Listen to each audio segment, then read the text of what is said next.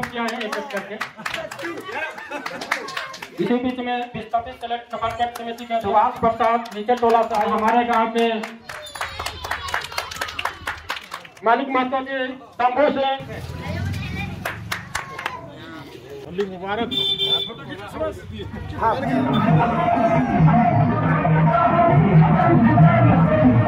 ऐसा निवेदन करबे कि होली के हमने होली रकम मनाना है, आपके भाईचारा रकम मनाना है, इटा हम तोहनी से निवेदन करे हो। आज हमने आए लिए यहाँ तो हम यहाँ के विस्थापित के बेटा लगिए, हमार धर्म बनो है, हमार कर्तव्य बनो है कि हमरा यहाँ जो जिम्मेवारी था हमारे बाबू दिल हथिन, मेरे पिता ने जो दिए उस जिम्मेवारी को हमको बखूबी निभाना। जिम्मेवारी हमको यहाँ का तमाम लोगों का, तमाम नौजवानों का सुख सुविधा कैसे लाएंगे, उसको हम दुख दर्द में उनके खुशी के पल में हम कैसे रहेंगे, इसको हम हमेशा कोशिश करते हैं।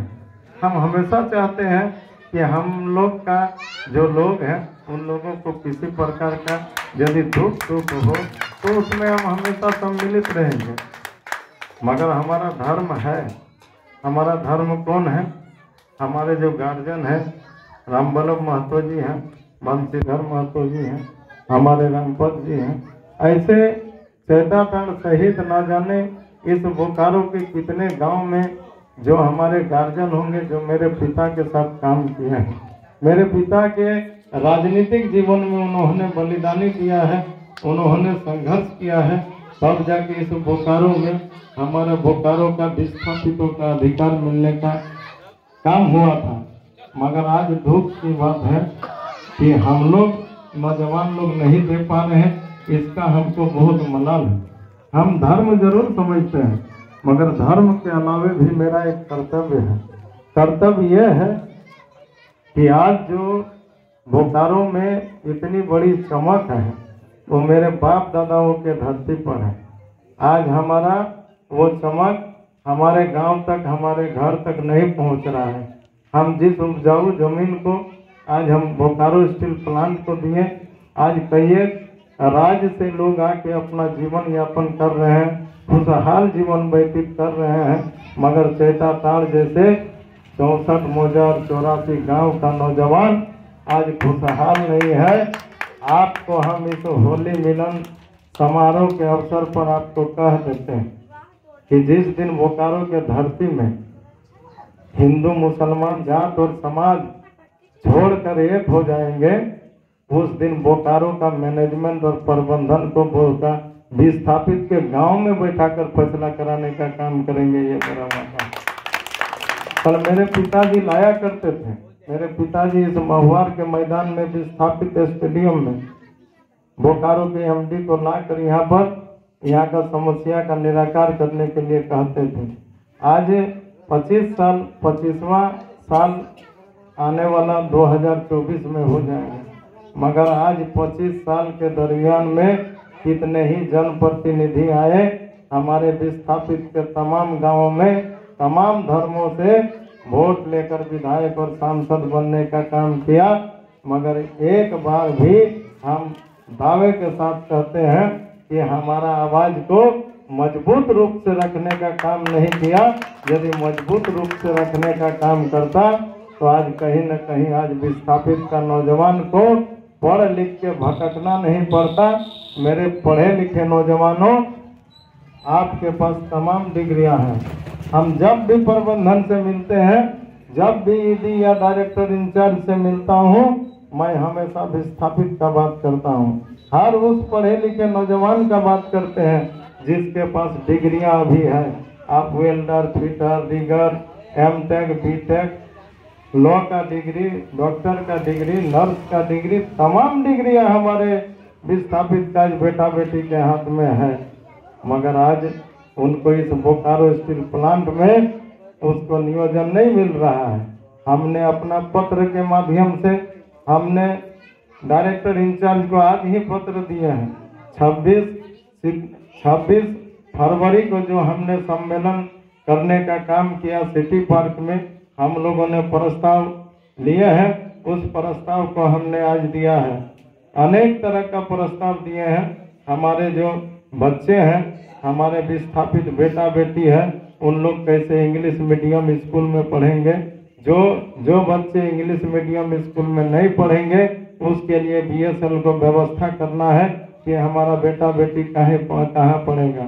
हमारा बेटा बेटी जो विस्थापित का डिग्री लेके आया है, आप उसको यदि प्रत्यक्ष रूप से नौकरी नहीं दे सकते हैं तो अप्रत्यक्ष रूप से हमारा बेटा को रोजी रोजगार कैसे मिलेगा, इसके लिए भी हमने बात किया है। हम ये भी कहे हैं कि हमारे उत्तरी क्षेत्र में 19 गांव है।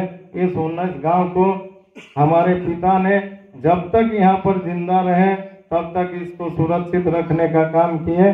जब से वो दुनिया से गए हैं, यहाँ पर लोगों का नजर लग गया है, भ्रष्टाचार लोगों का नजर लग गया है। यहाँ के जो सत्ता में बैठे हैं उन लोगों को इस जमीन का नजर लग गया है। इस नजर से हमारे नौजवान को बचाना होगा। यदि आपको सही मायने में इसको सुरक्षित रखना है तो आपको तमाम विस्थापित के 19 गांव को एक होकर तमाम जात और धर्म के ऊपर उठकर आपको एक शक्ति बनाना होगा।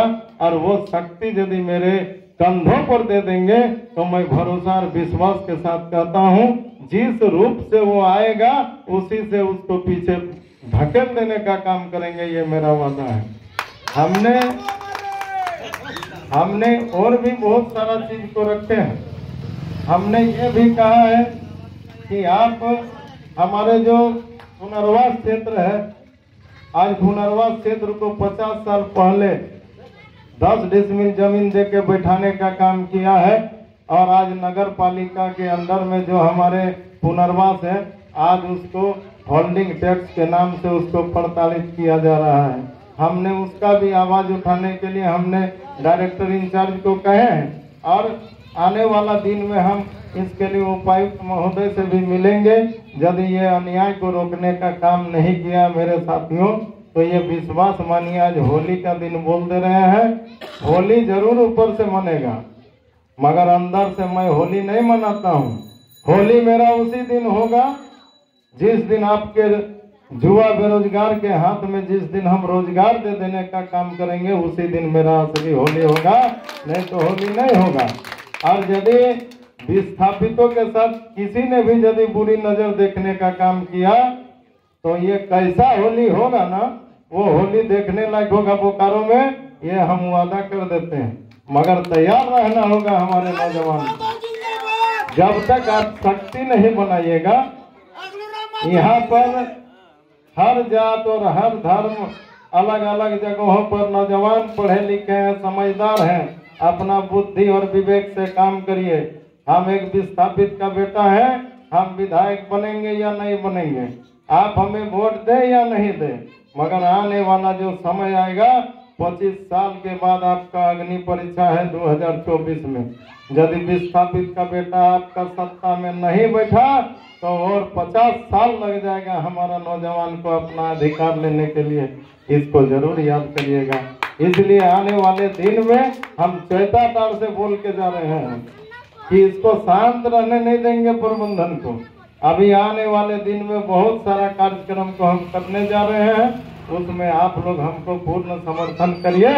जिस तरह जोश और जज्बा के साथ हमारे गार्जियन राम वल्लभ महतो जी ने, रामपत जी ने, हमारे बड़े भाई रामपत जी ने कहा, हम आपको भरोसा और विश्वास दिला देते हैं कि मेरा हाथ उस जगह रुक जाता है जब आपका चेहरा देख लेते हैं। यदि आपको फान के पार करने का काम कर दूंगा ना जिस दिन, मगर हम आपका अपमान नहीं करना चाहते हैं। हम इसलिए अपमान नहीं करना चाहते हैं कि आपका चेहरा में हम अपना पिता का चेहरा देखते हैं। हमको पिता ने जिम्मेवारी दी है, इसलिए हम आपका अपमान नहीं करते हैं।